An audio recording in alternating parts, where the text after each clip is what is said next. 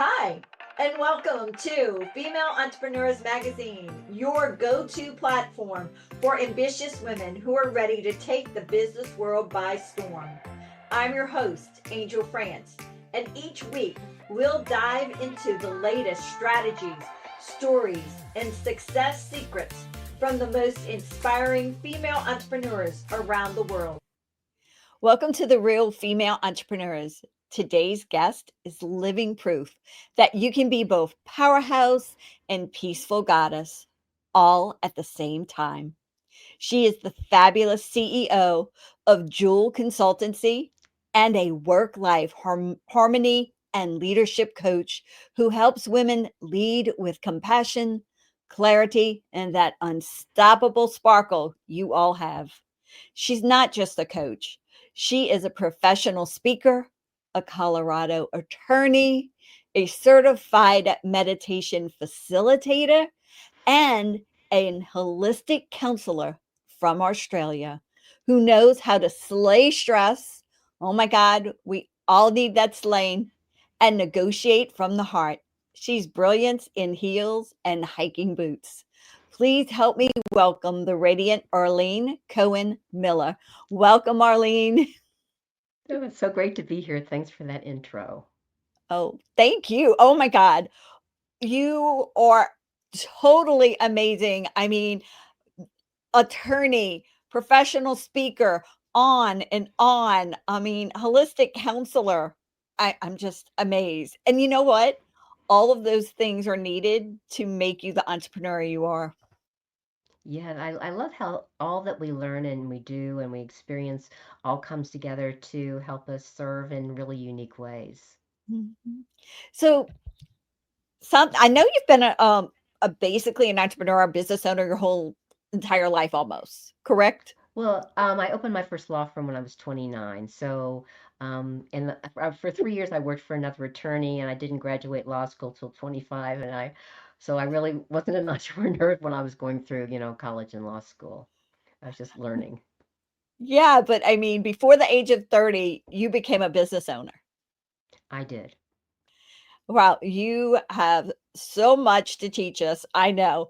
So what flipped the switch way back when to just get you to say, "Okay, I am going out on my own." What Well, happened? I didn't know it when it happened, but I guess my father was kind of my hero, and he was an entrepreneur, a very kind of unique entrepreneur. His father and his father's brothers came over, I think, from Russia, and they started movie theaters. And so they founded them, they bought them, they refurbished them, and my father worked for them for a while, and then he said, "I want to go out on my own." So he started a business called Standard Vendors of Louisville, Kentucky, and he sold cotton candy and concessions and machines and everything to movie theaters and schools. And I worked for him a little bit when I was a teenager, not much, but I loved to go in there, especially when the day they pop popcorn. And I loved to go with him when he's walked around and we drove around and went to the different movie theaters. There was still a handshake and it was a different world. And he really inspired me. So that is amazing. So from a very young age, you were able to witness that it was no contracts back then, really, just like you said. It was shaking that hand, one-on-one, having that agreement. And then you became a lawyer, and that was nothing but contracts, correct? Yeah, I didn't write a lot of them, but yeah, I did have to know contract law for sure as a lawyer. So what made you move from lawyer to what you do now? Well, I was a lawyer for 30 years and I did love it. And it was a great experience.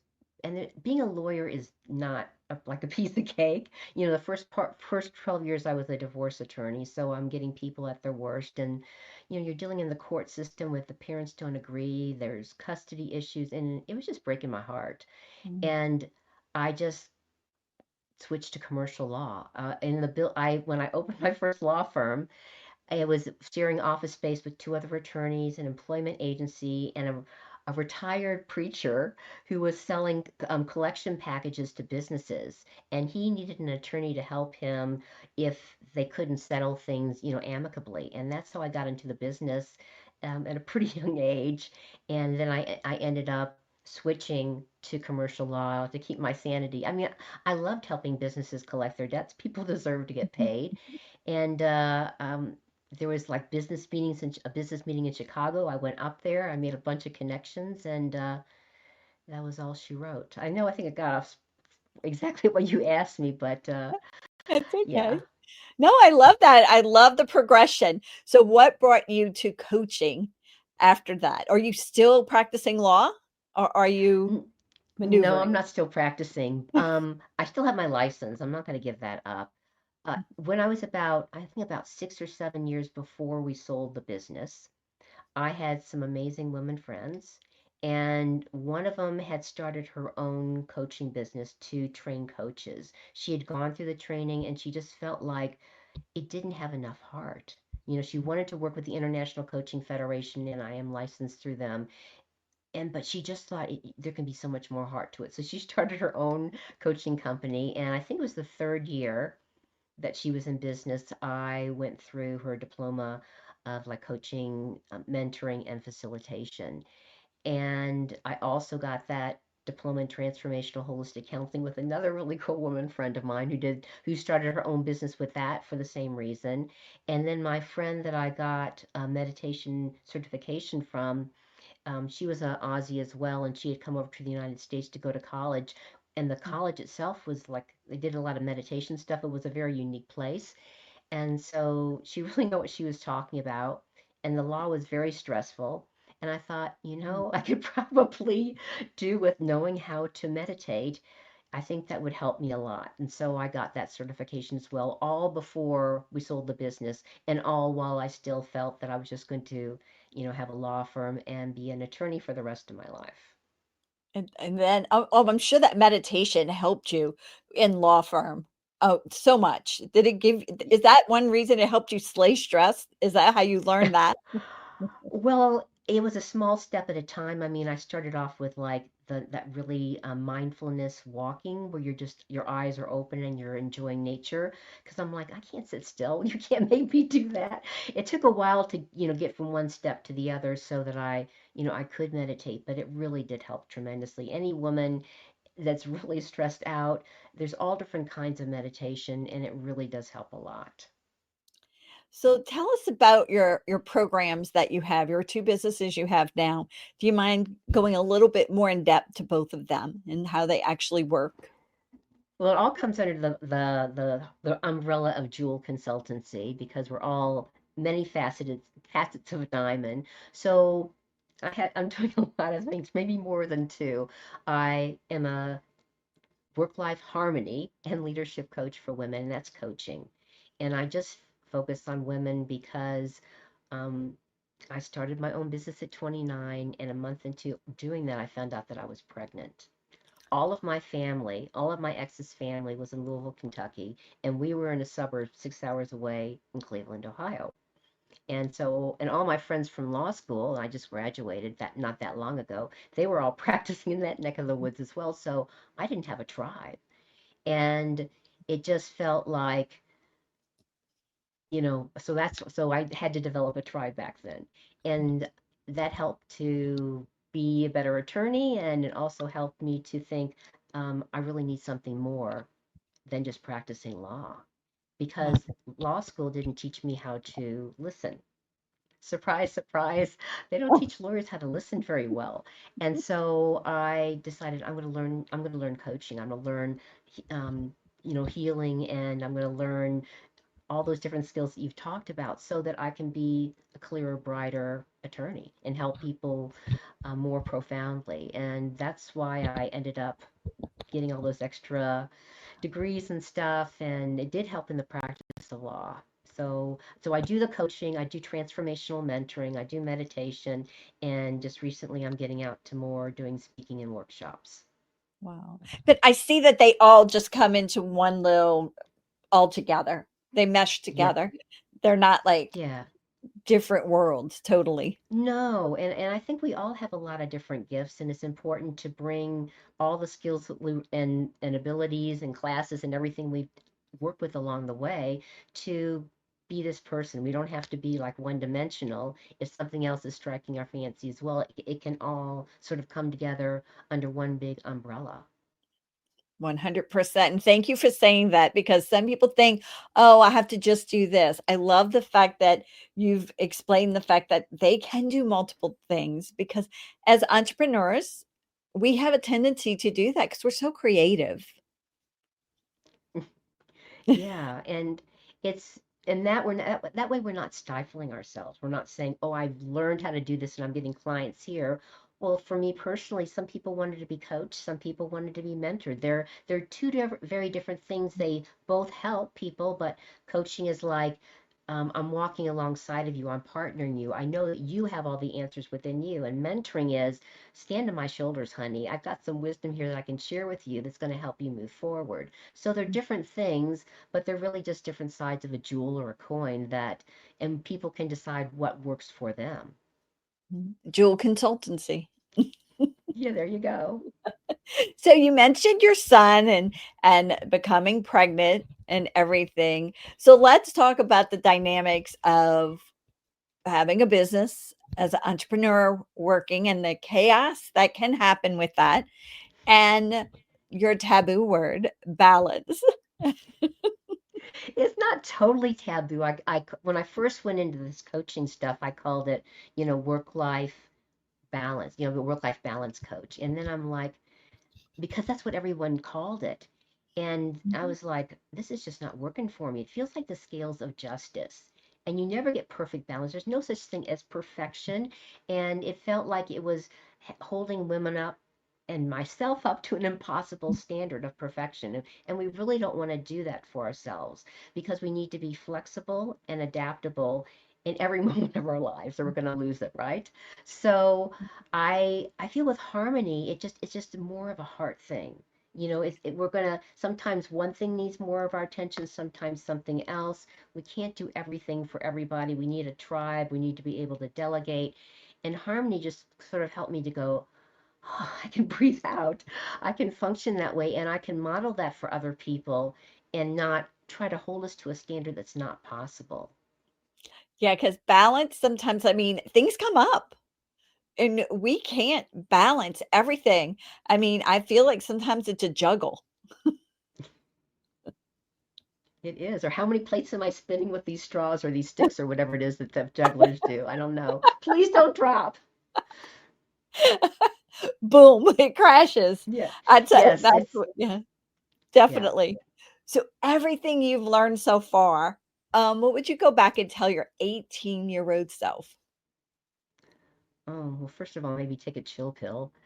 And I was really hard because when I was young, I looked like a kid.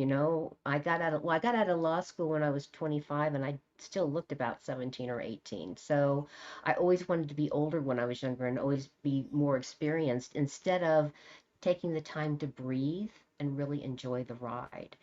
And because I was just so like, oh my gosh, how are we going to be successful? How am I going to do this? And blah, blah, blah. And I don't think we're doing ourselves a favor at all putting that kind of pressure on us when we have the ability just to take a step at a time, maybe get some mentors or to help us, give some advice.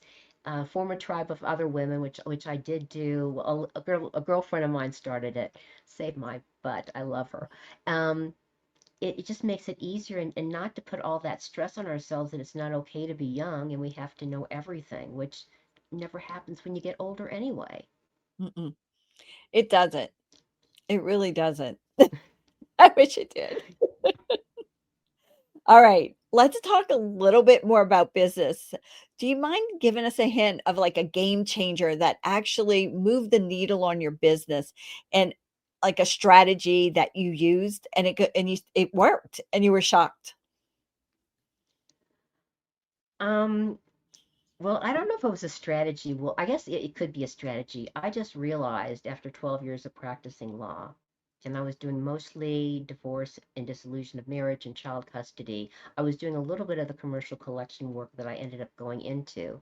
And I realized that if I stayed in this area of law, it wasn't going to be pretty. I needed to get out.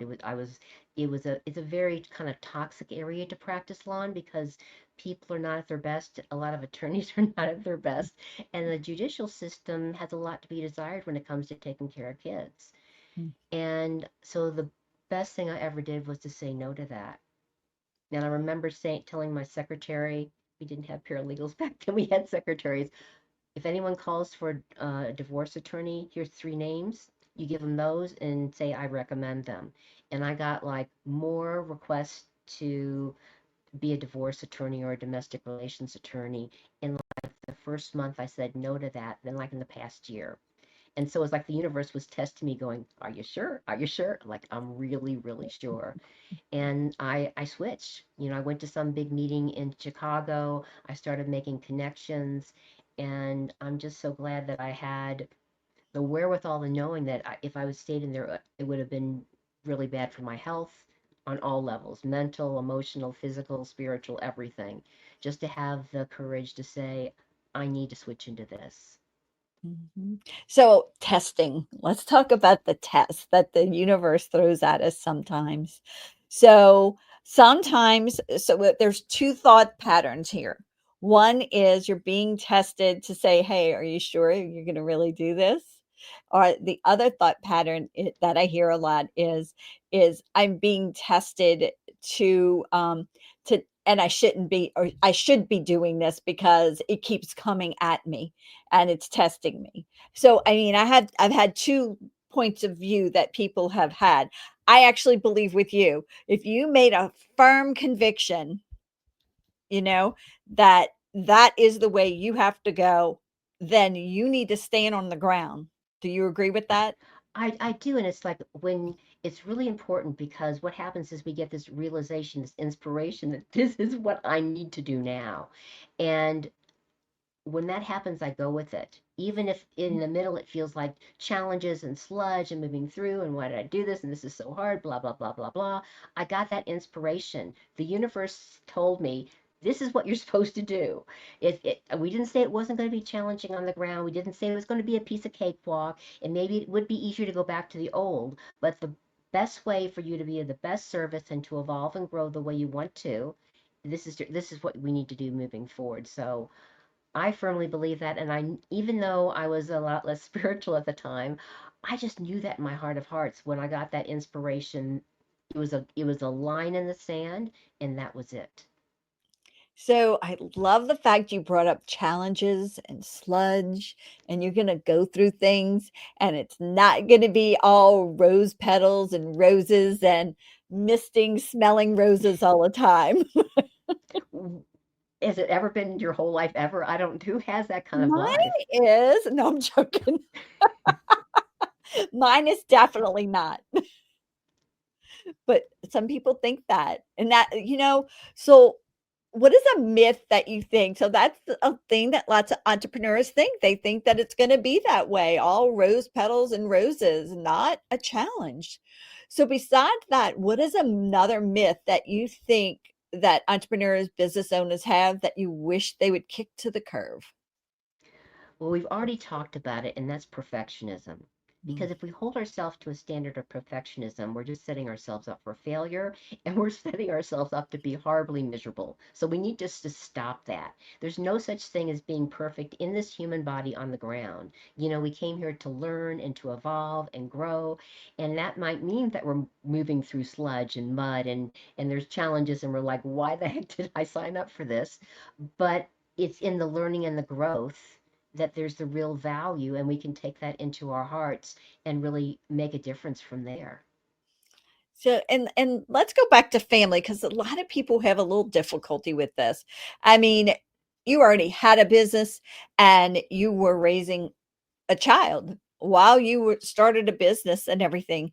Do you mind giving us some scenarios because you've been through the whole life with him, scenarios on how to keep the balance or harmony or keep the plates juggling a little bit and just to with your personal life, just how to maneuver through those two.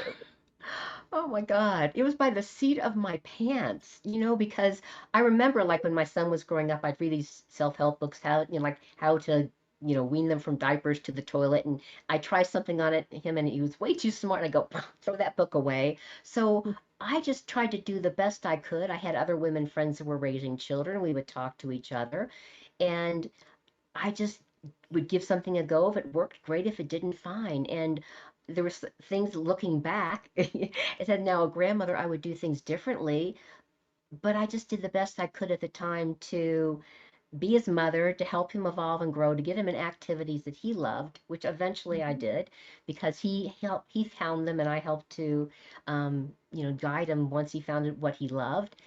But I don't have any magic pill here. I can remember when right after he was born, I had a trial, like one of my first trials on my own as an attorney, and there was a picture of me, and I was holding him in the arms, and I was going through the case notes and taking notes about how I wanted to do this trial. So I wish I had words of wisdom that you do it like this or that. And I think we really can learn from each other, but we just need to follow our own hearts when it comes down to it and do the best we can and not beat ourselves up if we make mistakes as a working mother. Mhm. And you're a grandmother now, correct? I am. I'm a grandma now. Oh, that's got to be fun. It is fun. So is the saying that that you would take the grandchildren instead of the kid a philosophy in your world, or it's like what's how do they say that if I could have the grandkids first, you would have the grandkids first? Something to that I, effect. I don't know. I've heard in quote days of old that the elders were the ones that raised the kids, and the parents could come and spend as much time as they wanted to, but the elders were the one that has all the wisdom. I mean, I think both stages of life have their joys and their Mhm. challenges, Mhm. and I would be lying if I said I didn't have any challenges as a working mother. That would be not true. But I think we all Mhm. have challenges no matter what path we take in life. So I'm enjoying both of them, although being a grandmother is really nice. So talking about challenges, let's talk about a woman who's in the middle of a mess and she's ready to throw in the towel. She doesn't have the I'm standing on this. I know I have to quit. She's just in the middle of the mess. What advice do you have for her? Embrace the mess. Mm. I mean, whose life isn't messy? Whose life is perfect? And I sort of feel that our life goes up and down hills, and sometimes it's a lot easier, and sometimes it's harder. And first of all, we need to have in place self care and self love practices to take care of ourselves. I don't care if you have 3 kids in a business, you need to make time for yourself because we can't give from an empty cup. So we have to find ways to fill our cup up with love and self care, whatever that means to you. I don't care if it's a mani pedi or going out in nature, like a nature girl I am, and going out and look at the mountains of Colorado and walking around. Whatever helps to relax you and let go of stress, you need to make sure it's a part of your life. We can't wait for our kids to grow up. By then, we'll be a puddle on the floor because life is going to be challenging. It is going to be difficult.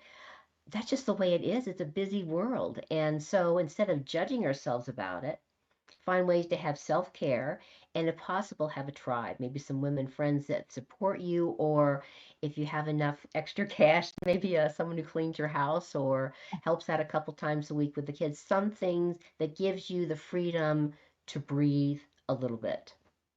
Wow, what great advice. The simple reason that housekeeper, it's cheaper for you to hire the housekeeper than do your own work usually. Oh, housework usually, unless that would it gives you joy. I know some people they just absolutely love cleaning their house. God love them. I don't.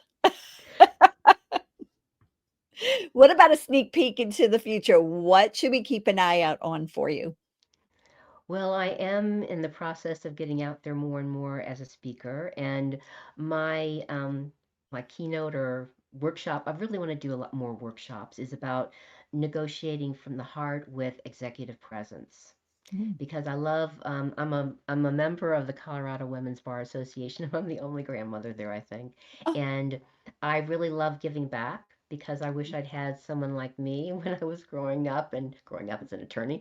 Um, But I really feel that we can negotiate, we can bring our hearts into it, we can bring the feminine strengths into it, which is a lot about our relationships, and bring that really strong executive presence into negotiating as well, because we all need to know how to communicate and how to reach agreements and how to actively listen to people so they feel heard and understood, which is a really big gift.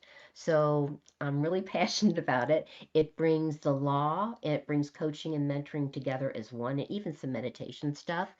And it just feels like a package that could really help a lot of people. Yeah. I love how you constantly bring up tribe. It is a word that you constantly bring up that makes people understand that they need support and that network from other people to grow. Yeah. Mhm. All right. Having a tribe is a kind thing to do. I'll just say that. I agree. You need the people around you, definitely. All right. Unexpected. Tell us something about you that we wouldn't think would I happen. am a closet introvert. Yeah, I know I seem really outgoing and everything, and I can do the outgoing thing and be with people a lot. And then I have to go back to my cave and be with myself or go out in nature and be with myself. I do enjoy my own company, and that's my little sanity secret. That is so cool. I like that. A lot of us have to do that because I mean, I'm very outgoing. I'm a little over the top outgoing, but I sometimes have to retreat. All right, a favorite song, My favorite song is America the Beautiful and oh, the black singer Ray um, Charles. Ray Charles. Yeah. Yes, if I ever want to cry, there's one he did it at some stadium. It might have been a football game, and he did America the Beautiful, and he sang and. Oh my God. And they had servicemen and women pulling out the American flag, one of those super huge Oh, ones. And it always makes me cry. I don't know for what, but just the way he does it is so beautiful. it's a gorgeous song, and he does perform it absolutely perfection. Book or books? So you asked me that question. I know the first time I answered it was a different one, but I came as I was thinking about coming here today. I There's this book called A Wrinkle in Time that I read in the fifth grade, and it was about a girl whose father had gotten kidnapped or somewhere and was somewhere else in the universe, and she was traveling all over the universe and having these adventures to find him. And I don't know, it opened up something in my heart and mind that we're just a little planet here hurling through space. There's much more out there. And it just sort of like, wow, I know it's a bigger world than what we're Mhm. experiencing here. And the other one, there's another one as well. I love the book Illusions by Richard Bach. I really love all of its books. And it's just a really cool story about um, how to enjoy your life no matter what you're doing. He was like one of these little, is when they had these little planes that were like the propeller planes, and he would fly from town to town. And he ended up finding a mentor who was also flying planes who wanted to get out of that business and pass all of his wisdom on to him. And it's just this really cool book about what's important in life and to really, enjoy the moments. Oh, okay, on my list. And I do like The Wrinkle in Time. I do think that's good. I know, I can't believe you read that book too. I did. All right. Words to live by, a quote that you just love. Any disaster can become a blessing, any blessing can become a disaster, and there's always a better way. So Oh, even if we get lemons, we can turn it into lemonade. And don't get too full of yourself, or you can turn the lemonade back into lemons. But no matter what happens, if we're evolving and growing, we're going to always learn that there's a better way than what we did something before. And so it's important not to stagnate, but to always be learning and evolving and growing. wow. All right. If you could have a superpower for just 24 hours, one day, what would it be? I would be able to teleport and see my friends in Australia at the drop of a hat. Oh, So oh, yes, it's three plane rides to get there, but to be able to teleport would be a lot of fun. should be with her tribe. I love that. All right. Motivation. Sometimes we can run on empty. What is your best way to stay motivated or get motivated? Um, I guess it's just is the my superpower is not my superpower, is gratitude. Because Oh, gratitude is just such a high vibration, sacred quality. Even if we feel like, oh my gosh, I don't have anything left in me, of course I'll go out in nature for a while. But when I have something to be grateful for, it can be anything. It can be someone let me in and I was driving and I couldn't get in the other lane and this nice person let me in, or I had this really nice conversation at the grocery store. There's always beautiful things that we can be grateful for, and if we just focus on that, because what we're focused on is what we're going to get more of, not all that stuff we want to complain and moan about, our life is going to be different. So play with gratitude. you know, I look at gratitude as something that is a requirement of us because every day is a gift and we should be grateful for everything that happens to us, good or bad, because even when it's bad, it's a lesson learned. Right, exactly, because that's what we can ask ourselves. This might have been really difficult. What did I learn from this that I can remember in my heart of hearts and take with me forever? Mhm. And it might be, I don't want that kind of person in my life anymore, but that's a good learning, you know? Yeah. So, talking about gratitude, people are always grateful for our guests that are on here. What is the best way for them to stay connected with you? Oh, that was a nice segue. You can text me at 720-936-2634. Remember to, in your text, put FEM for our beautiful show. And just remind me that that's where we met. And whatever question you have or whatever you're looking for, I will respond to you most quickly that way. Yeah, and I think you actually have like a quick little 10-minute that you'll do with them as Ye- well. Yes, I do. I do soul readings, which is a heart-to-heart connection, and I'm happy to do a little soul reading with you. You pick a card, I pick a card. We can do it online, and give you maybe a words of wisdom. We'll see what would happen, and but happy to give that to anyone who's watching this show. Oh, that's amazing. All right. So before we leave, I know you're going to have a drop mic moment for our people. So, what is something that you would love to share with them that we haven't talked about yet? Well, it was going to be gratitude, but that came up before. But I guess just humility. You know, a lot of people nowadays, they're not so humble. And when we bring that humility in there, just knowing how far I've come and going, oh my God, there's like the Grand Canyon where I need to go, and I'm right in the middle of it. And in the middle of that humility, if it's like it was a seesaw, is acceptance. So give yourself the gift of self-acceptance. I love and accept myself, warts and all. I'm okay as I am. I love it. Arlene, you're amazing. Thank you for being on here. Mwah. I appreciate it. Bye. Thank you. Bye bye. Thank you so much for tuning in to this episode of Female Entrepreneurs Magazine. I hope you found inspiration, actionable tips, and a sense of connection with our incredible community of driven women. Don't forget to hit that subscribe button, leave a review, and share the episode with fellow entrepreneurs who are ready to elevate their game. Remember, your success is just the beginning, and we're here to support you in every step of the way. Until next time, keep shining, keep thriving, and remember, you have the power to create the business and life of your dreams. Stay inspired, and I'll see you in the next episode. Bye.